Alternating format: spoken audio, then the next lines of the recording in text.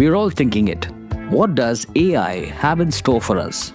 Well, there are a number of theories, plenty of innovations, and some unanswered questions, and we are here to address them all. On a brand new episode of Tech Lyceum, Birlasoft's global marketing head Satinder Juneja chats with the CTO at Microsoft Innovation Hub India, Sandeep Alur, about the future of AI and all that it has to offer. To our listeners, it's my absolute delight and pleasure to be in conversation with a fellow technologist from Microsoft, Sandeep Alur. Sandeep is a CTO at Microsoft Innovation Hub for Microsoft India. All of you know that we partner greatly with Microsoft for servicing our clients. Not only servicing our clients, Microsoft is a very, very important partner for our internal usage. So all of you have seen our experience and usage with Copilot. Thanks to Sandeep and his team on the back end. I'll give you some sentences about Sandeep. Sandeep calls himself as a true technologist, driven by passion. He has more than quarter century of experience and dabbles in all things technology. Sandeep, from his education point of view, has been to University of Cambridge, Indian School of Business, and initial training was, he started to become a mechanical engineer, but now he is into all things technologies, and he believes that GenAI will usher human-computer interaction into a new era of transformative experiences. Sandeep graced Birlasoft's Pune campus for our GenAI Day. Now, Sandeep, it's a delight to have you amongst us. The pleasure is mine. Thanks for hosting me. All right. So, Sandeep, we will talk whole stuff. I mean, I don't think so. I can bind this conversation in any limitation. So I will go all around and let's see where this conversation progress. So let me just start in a very classical manner, Sandeep. Tell us a bit about your journey.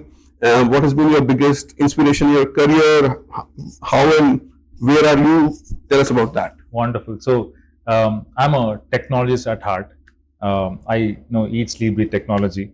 Mm-hmm. I'm still a developer. Despite heading Innovation Hub for Microsoft, I think I take, I would say, time out to literally experience technology. I did my education as a mechanical engineer, and I wanted to actually get into automobile industry. Never happened, by the way, right? I love automobiles, but IT happened.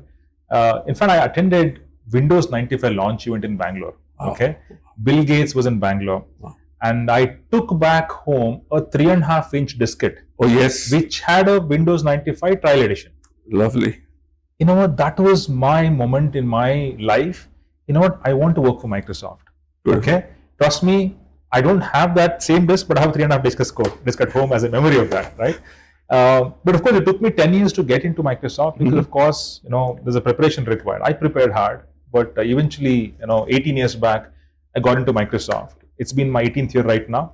But I'm a tech enthusiast. I'm also a farmer over the weekends. I love farming. My effort is to understand how technology can make a difference to farmers, but that's a long shot. But farmer of the weekend, techie at heart during the weekdays. Sandeep, it also brings me to the next interesting point. There are very few technologists like you. We all of us are in the technology world. I've been wanting to ask this to someone like you. Is that what are your dreams like? Do you dream technology also? I mean, are your dreams also in zeros and the ones and those matrix-like stuff, or are they around technology? No, I'll tell you what. I believe technology has a profound impact on society in general. Right. I always look at how can tech solve healthcare. Right. As an example, I'm very passionate about healthcare as a domain.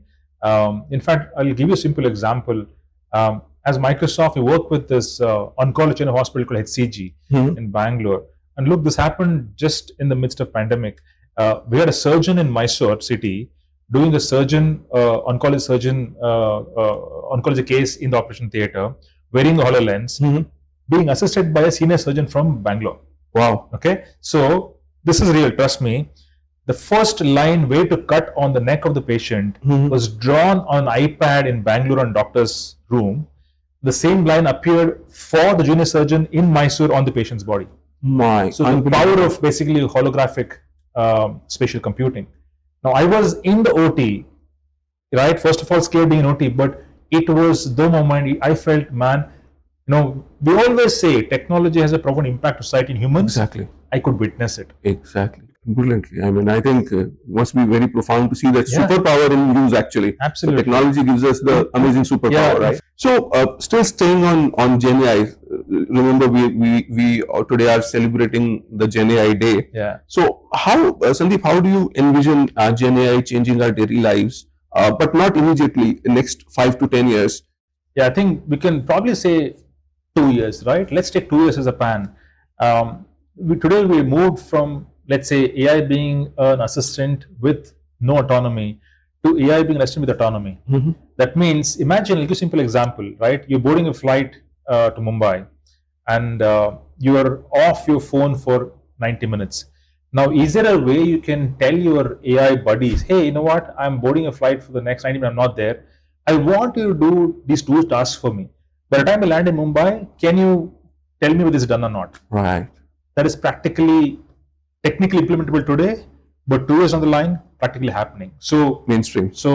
I'm given autonomy, but it's conversational, but it always seeks my input. Lovely. So yes, I was not there for 2 hours. It could do so much of work in my absence. That means I think I would probably save time.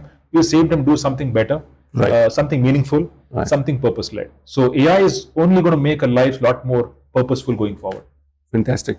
Oh no, and yeah, this is a very, very relatable scenario. Yeah. But again, we've been talking a lot on AI. Yeah. But do you think there are other technologies that will become either equally powerful or will accelerate AI? You know what? This is you might think it's crazy, but I spoke about agents, right? Yeah. Agents are nothing but human proxies. Yeah. An innovation which probably we saw in earlier pre-generative AI noise was metaverse. Yes. And digital twins. Yes. Now recently, Reid Hoffman, founder of LinkedIn, created his digital equivalent twin, That's the point. and which was basically exposed to everything of Reid Hoffman in the internet. That hundreds of books he's written, hundreds of podcasts he has been part of, everything was fed into the model. So the model is Reid Hoffman aware. So it was put out in the outside world, people could interact and interview that particular digital twin. So Reid Hoffman was probably sleeping that night, but his digital equivalent, digital twin, was answering an interview. So my view is future is where the digital twin as a persona will take shape, because metaverse happened without AI maturity. Right. It was probably a bit premature. Absolutely. Now, I would not say metaverse. I would say digital twin as a design thinking will be a lot more matured with generative AI complementing it. Right. I think that's something which I would probably see. Look, I'm given human persona, but let's say factories, right? Large warehouses. Can you manage, despite being wherever you are, or operations? Today, we're seeing examples of automobile factories being controlled, orchestrated by few people in a control room. Right. Entire thing is light showed operations, but you're controlling from control. So digital twin is what will probably become mainstream thanks to AI innovation. Fantastic. Okay, yeah, no, that's absolutely looks like feasible. Rewind, right? Just before we were discussing, we were talking about COVID or pre-COVID, right? If we were having this conversation back in 2021 or slightly earlier, Gen AI would have been more of an unseen technology. It was there, but it was not mainstream. Right.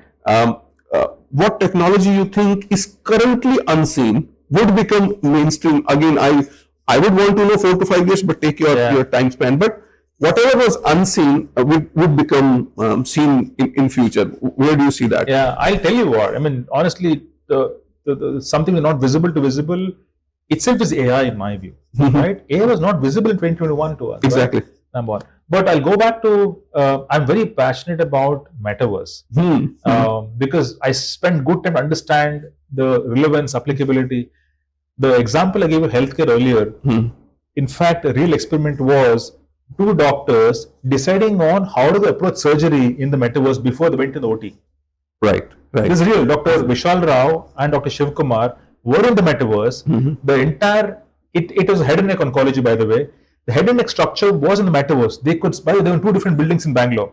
They could get into the metaverse. The same hologram was visible on the table, right? Fictitious table.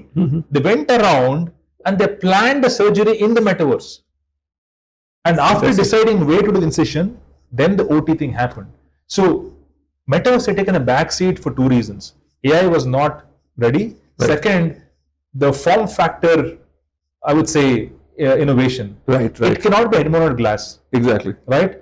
Because in the OT, they already have something they wear for magnifier glasses. If you put one more thing on their head, it's largely going to be inconvenience for them. So now, till this head-mounted device becomes a wearable glass, I think metaverse will not be seen. So now in the next 3-4 years, I would say the form factor innovation and AI coming together will be a lot more visible going forward. Yeah, and I think AI will only help accelerate, find more solutions. Absolutely. But what I hear you saying is the collapsing of physical and digital. Probably the fusing of that is something which is more unseen as of today. The work is happening in the background, but will become more and more visible. Fantastic. Now, again, coming back to a slightly more traditional question, which industries and use cases in your currently you are seeing using the most reaping the most significant benefits of Gen AI? Okay, I think if you look at, let's take BFSI, manufacturing, retail, healthcare, education, and public sector. These are the 6-7 verticals. FSI industry is far ahead in terms of having number of use cases being tried out. Right. May not be in production because regulatory compliance, you can't go to production sooner. So use case being lined up, FSI hands down they lead the pack. But if there is an industry which is leading in terms of use cases being put into production in a B2C environment, that's retail. Okay. Retail for sure, and manufacturing shop floor. Right. So retail manufacturing industries are definitely cruising right now. FSI cruising in terms of number of use cases, but the impact, in my view, is largely felt for education sector and healthcare. Oh wow! Healthcare, of course, takes time. Right. In fact, I was talking to, I was basically in one of the discussions with the CEO of a healthcare company in India, and we were talking about generative AI and impact on healthcare. And I showed an example where you could ask a question on a medical journal. Now, when I showed that, one of the oncologists again, incidentally, he interrupted the entire call. He said, Sandeep, this is music to my ears because I get 4 journals every week my way. Right. I have no time to understand what's in the journal. Right. Now, if you're saying I can ask any question in the journals I get, you're saving my time. Exactly. Right. So I think healthcare impact, but of course, healthcare and FSI will take time because of regulatory compliance. But if you ask me, if you have to pick one industry which I feel largely impacted in a positive fashion, that's EdTech. EdTech. Yeah. See, look. Imagine each of us having ChatGPT when you were growing up. Right. Oh yeah. See, I could not understand many concepts, went over my head. Right. Had no guts to ask. Exactly. True. Now I can ask my ChatGPT as a buddy saying, you know what, hey Copilot, explain this to me. Yeah, and repeatedly, once more and another time in another way. Yeah. No time of the day, 24 hours available. I could be a lot more, I could have been a lot more, I would say, meaningful for this planet had I known more. Yeah. Right. You mentioned something about the regulatory parts in certain industries, right? So with the increasing use of AI, how is Microsoft ensuring user privacy and data security? Absolutely. See, end of the day for Microsoft, I think AI safety, AI security is number one. So even before generative AI took shape, Microsoft has been in the forefront of what we call as responsible AI, ethical AI. Right. Those principles were the foundation of how we were innovating as a company in the past. Now with generative AI taking off, I think we're infusing all the responsible design principles, safety, security, privacy as the foundation building blocks by design into all the blocks we're building. Okay. When you use a Copilot, you should rest assured that your data is your data. Model or Copilot has no access to the data. It has access but doesn't consume it, right? We are not training on your data. And your privacy and security is of utmost importance. So anything that is not meant for your consumption, the Copilot has no access to it. Okay. So by design, by approach, Microsoft has infused these principles as a foundation building block for every product. Well, I think that's fantastic, and I think that's it's a very responsible way Yeah. of bringing in a disruptive technology into the hands of users. Back on the stage, Sandeep, I heard you talk about agentic AI. Yeah. Would really love your views for our listeners to savor more Yeah. So on look, agentic AI. yeah. So let's understand Copilot. Copilot as a term is omnipresent right now. Yeah. It's become verb, adjective, whatever you call it. Now, Copilot is someone who is perceived to be your AI assistant.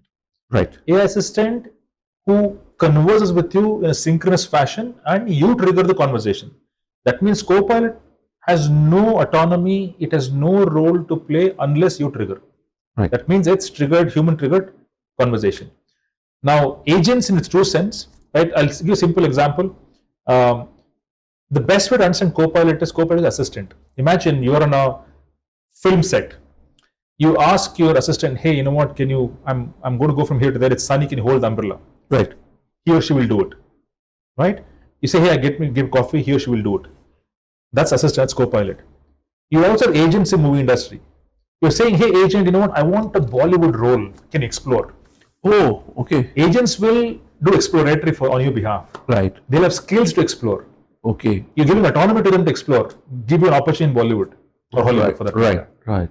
So that's the best way to demonstrate assistant, which is a Copilot, And and agents with autonomy. And you trigger the agent for sure, human triggered, but they go on their own because they're capable to research, reason, they plan things, they'll build connects, and they'll get the job done for you. That's the best way to explain Copilot agents in the context of a Bollywood example. fantastic. All of us and even outside India also relate to Bollywood big time. Again, back in the room, Sandeep, you saw it was full of a lot of youngsters. Yeah.